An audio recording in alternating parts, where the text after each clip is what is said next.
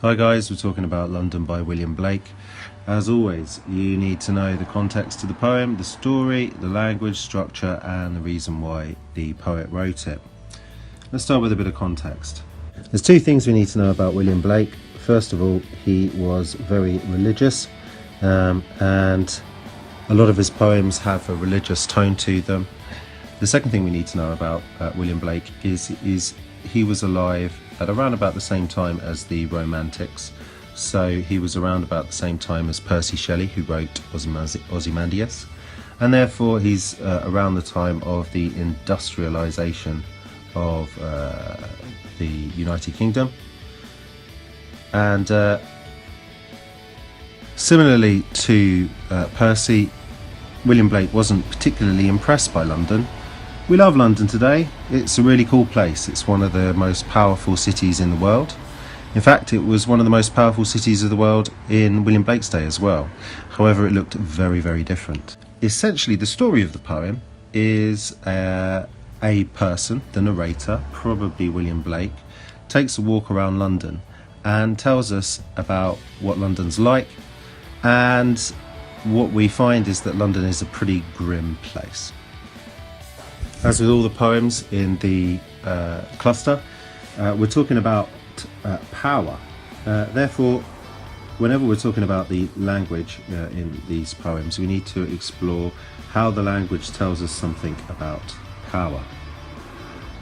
Contextually, London at the time was the most powerful city in the world, and therefore everything that the poet says about London is a comment on power itself. So let's find out what he thinks about this most powerful of cities, and what he thinks about the power of that most powerful of cities. Well, first of all, the poet is wandering through chartered streets.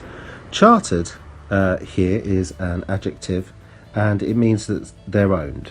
So somebody owns the streets. They're not free to wander around. Somebody actually owns them, so theoretically could charge you for walking down the street.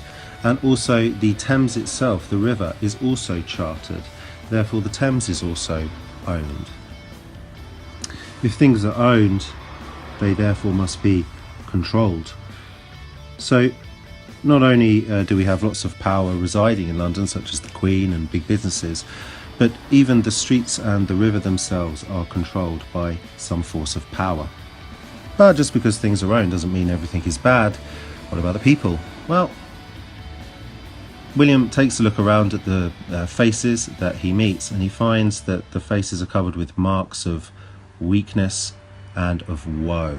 Woe means sadness. These nouns are obviously very negative. And they suggest that the power is hurting people. The people who live in London are being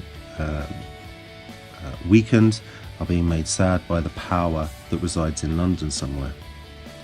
In fact, as he walks around, we hear lots of sounds, and the sounds are not pleasant. We've got crying with fear, in fact, in every voice that he hears.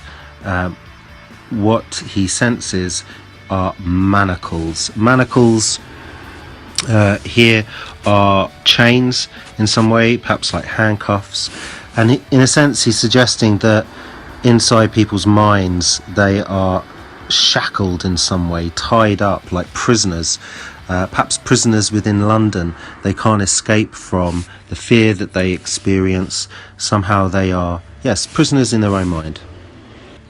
We've then got more crying, more sounds of crying from the chimney sweeps. We even have crying from the church bells as well. And the church bells are not particularly nice looking. They are blackening. So again, we've got some dark colour there as well. London is not looking very nice. And we're also reminded of a soldier at this point. During the time that this poem was written, let's add a little bit more context. We were at war with France, and therefore our soldiers were going away and fighting in France. But who was winning from this? Who was benefiting from this? Well, the rich, really, the people in charge. And William Blake even makes a point of saying that the palace walls, and this would be Buckingham Palace where the Queen lives, are running with blood. This beautiful metaphor again suggests how the people in power in London have, in some sense, blood on their hands. They are literally killing the citizens. William Blake then adds a bit of atmosphere. We're going through the streets at midnight, so again perhaps a little fearful atmosphere, a little bit scary, and again more sounds. He hears a harlot's curse. A harlot here is a prostitute. Again, what sort of characters are we focusing on in London? Not the bankers, not the politicians, but here perhaps what were considered at the time some of the most vulnerable people in society. And sadly this prostitute has had to give birth, and this baby is born straight away with tears in its eyes. Very sad. And just to finish it off, let's just remind everybody that London is blighted with plagues, which is obviously a horrendous illness, and hearses as well. Hearses are those carriages used to carry off dead people. Not a very nice place, and the language which the poet has used here makes that very, very clear. With the title of the poem being London, everybody at the time and today knows that London is an extremely powerful city, and therefore you would expect a positive poem perhaps about how London has brought wonderful things to the world, but instead we're treated to effectively a list of different negative things about London. How despite all of its power, London itself is full of powerless people. The poor soldier, the poor prostitute, the poor chimney sweeps, the poor infants, and in fact, why not just say every man he comes across. So what about structure? First thing we can see that we've got one, two, three, four stanzas. They all look the same, and in fact more or less they are. We do have some regular rules being followed here. First of all, it rhymes, and if you take a close look at the poem you can see we've got street, meet, flow, woe, man, ban, fear, here, cry, sigh, all, appalls, walls, here, tear, curse, and hearse. It gives it a sense of walking. We have this rhythm of walking through the streets of London. I wandered through each chartered street, near where the chartered Thames does flow, and mark in every face I meet, marks of weakness, marks of woe. So this rhyming scheme, the four stanzas, gives it a very regular structure, a rule structure, and it gives a sense of walking through the streets. The poet has also decided to put the poem in the first person. Why do poets put things into the first person? So that we get a more honest view, it's more believable, and we get, because of this honesty, we get a closer appreciation of the emotions that the narrator is feeling about the subject that they're talking about. So the poets put it in the first person so that we have this honest, believable viewpoint about London. In terms of how it begins and how it ends, I would say there isn't actually very much change going on. It doesn't begin or end any differently, because all the way through it's just simply a list of negative attributes for London.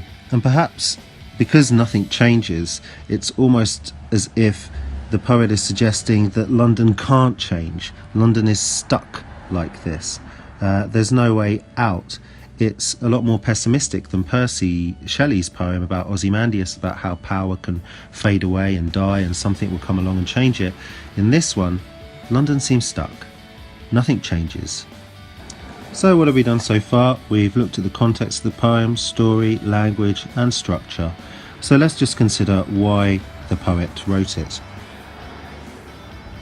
Well, for our exams and for the purposes of the cluster, we're always talking about power. What is the poet saying about power here? Well, we're definitely talking about the abuse of power. The palace walls symbolise the Queen, and yet those palace Queen or King, and those palace walls are running with blood. The people in power are abusing their power, and people are suffering under that particular power. You could also suggest that the poet is trying to change people's minds about their perception of London. A lot of people might just simply assume that London is a great city, being the most powerful, but we see that actually London is not the wonderful, beautiful city that we think it is. That whilst yes, it is powerful, it is also a horrible place to be if you're poor. It's a horrible place to be if you're a soldier. London is not a nice place. Which might have been in conflict with a lot of people's opinions at the time, and certainly in conflict with people's perceptions of London today. So what can we compare it to? Well, we could compare it to Ozymandias. In Ozymandias, we're talking about how great power ultimately dies, whereas with William Blake's one, the power isn't dying, the power is stuck. We could also compare it to My Last Duchess. Why can we do that? Well, My Last Duchess and London both speak about the abuse of power. We could finally compare it with Tissue. Tissue is about how even some of the great institutions or great buildings or great ideas that can come from wonderful cities are not necessarily built to last, made out of concrete, but in some way are like tissue. They're weak, they can fade away, unlike William Blake's London, where London doesn't seem to change. And perhaps finally, you could also compare it to Emigre. Emigre is a poem about how someone carries around a city with them as if it's part of their personality. And again, William Blake seems to carry his sense of London with him around as well. And by carrying these cities, they affect you in some way. In Emigre, the person is affected by their city. William Blake is also affected by his city. The people in London are affected by London as well in a very negative way. Thanks for watching. Good luck with your revision. This is a great poem to compare with others. It compares with lots relatively easily, so it's a good one to have in your pocket.